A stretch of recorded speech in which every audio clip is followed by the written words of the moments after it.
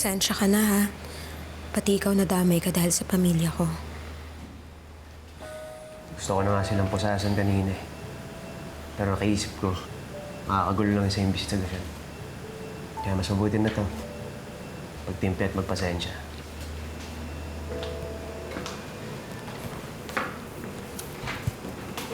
Alam mo, Joed, napakabuti mong tao. Mapagpasensya, mapagtimpi. Ang sabi nila, yung mga ganyang klaseng tao din daw, mapagpatawad. Huwag kang makampante sa akin, Millie. Hindi ako ganun kabait. At least hindi ka naman nawawala na parang bula. Hindi pa rin naman natin alam ang katotohanan kung bakit siya nawawala eh. Alam mo nung nalaman ko na napatay na siya. Ang sakit-sakit. Ang hirap makatulog. Para bang laging sumisikip ang dibdib ko. Pero nung nalaman ko na may posibleng nabuhay pa siya, masaya ako. Pero napapatanong din ako na, bakit?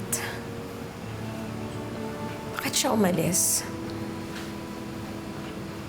Bakit niya ako iniwan na hindi man lang nagsasabi? Dahil ba nakagapos siya? Binusalan ba ang bibig niya? Hawak ba siya ni Ria?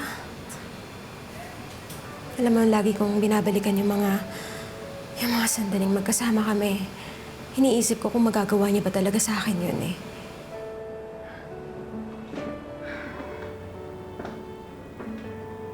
Minsan naiisip ko, meron ba ako nagawang masama?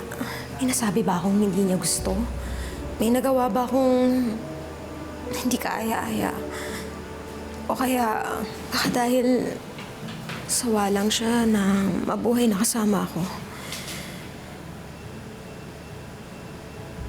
Millie, wala kang kasalanan. Lahat ng iyon, desisyon yun ni Anton. Wala kang kasalanan.